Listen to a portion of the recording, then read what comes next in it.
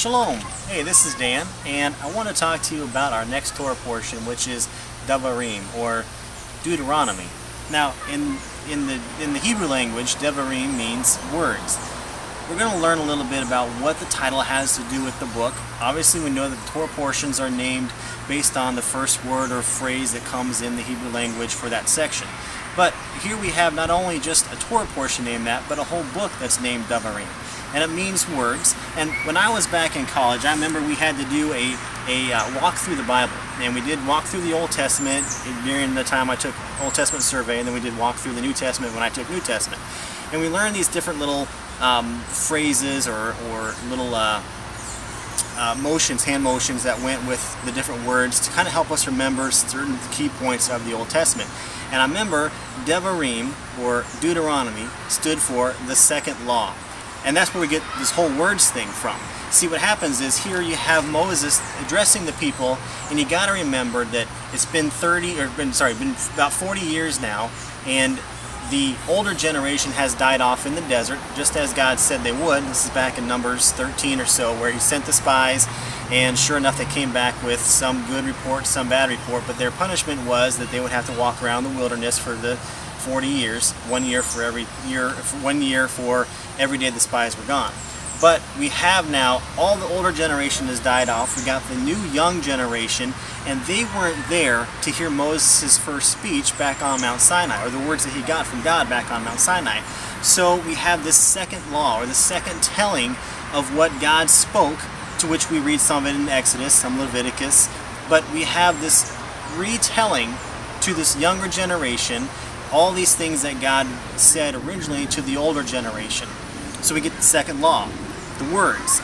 But I also want you to think about this. Devarim, also in the Hebrew language, has a second meaning, and that meaning bees.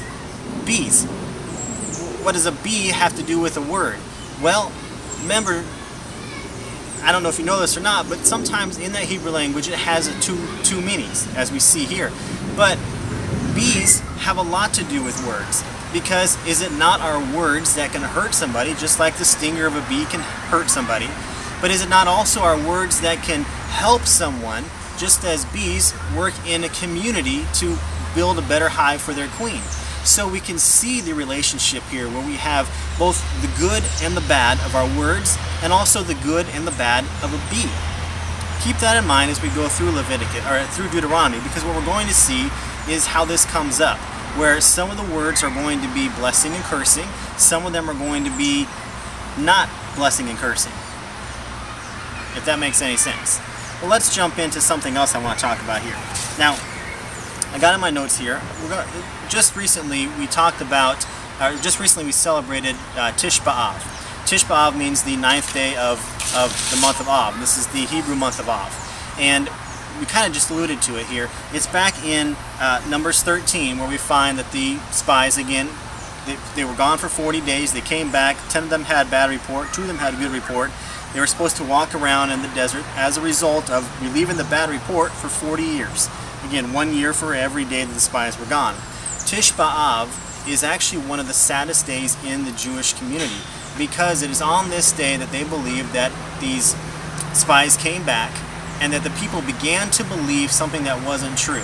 Now, we've talked about this before, we talked about this recently, but I want you to hear it again, because it was their belief in the words of the 10 spies that was kind of their stinger, so to say, if we want to keep it with the bee analogy. They believed the 10 spies' bad report, saying that we looked as though we were grasshoppers in their eyes. Now, no one told them that they were grasshoppers. No one told them that they couldn't conquer the land. It's what they believed based on their perception.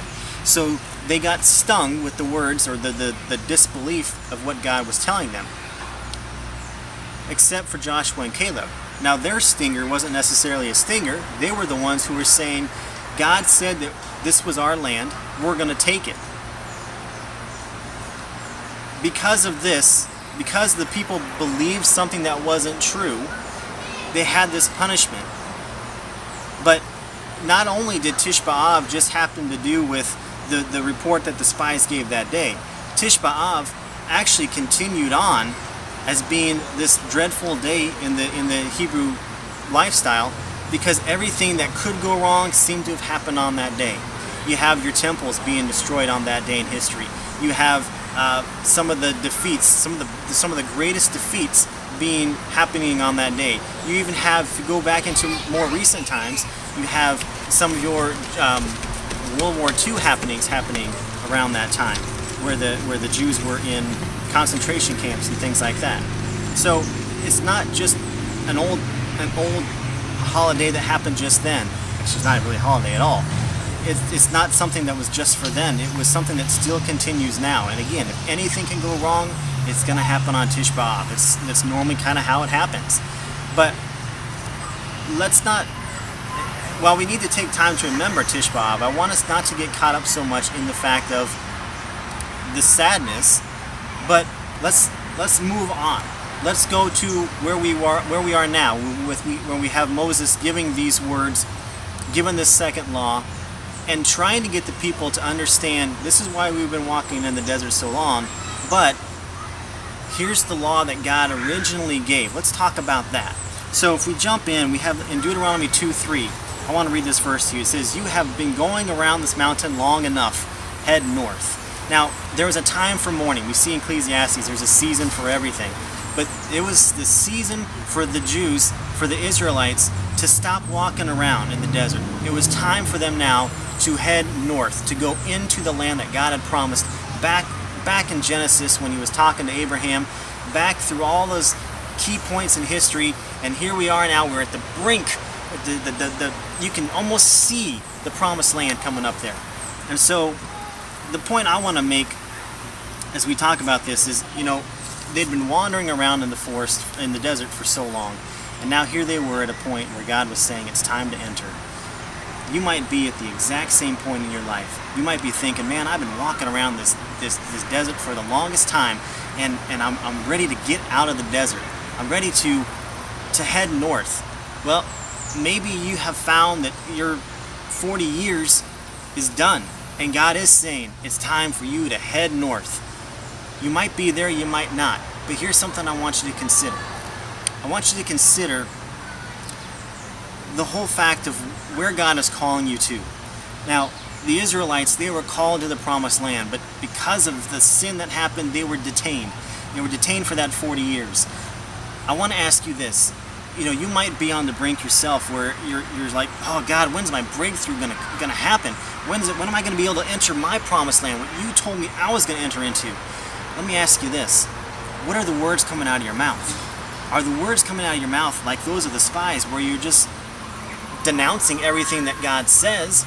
Or are you those like Joshua and Caleb who say, you know what, despite what happens in life, I know God is going to be faithful?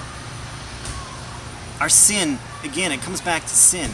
It was the sin, the disbelief of the 10 spies that kept them from going into the land at that time. And they could have been there and had this whole journey done within a matter of weeks, but it took them 40 years because their disbelief in what God was telling them, it caused their attitude and their attitude to change, and their mouth to speak something that was not of God. Where are we in relation to this? Are we those same people who God has told us something, and our mouth and our mind are leading us contrary to what God has said? Because if so, then we're walking around the desert for what seems like 40 years. Or are we like Joshua and Caleb, who we hear and we see what could be negative, but we choose to believe what God says instead? You could be on the brink. The Israelites, both times, they were so close to entering the land. They were just weeks away when they started, but because of their mouth, they were detained. Because of their minds, they were detained. Because of what they chose to believe, they were detained. Don't be like that. Don't let those stinger words come in and get you. Let your mouth, your mind, your heart, let it all be representing what God says. What has God told you? Be like Joshua and Caleb and believe it and enter into the land. And when you get there and you're on the brink, know that God is saying, head north. It is time for you to enter the land. You've been wandering around long enough. Enter the land.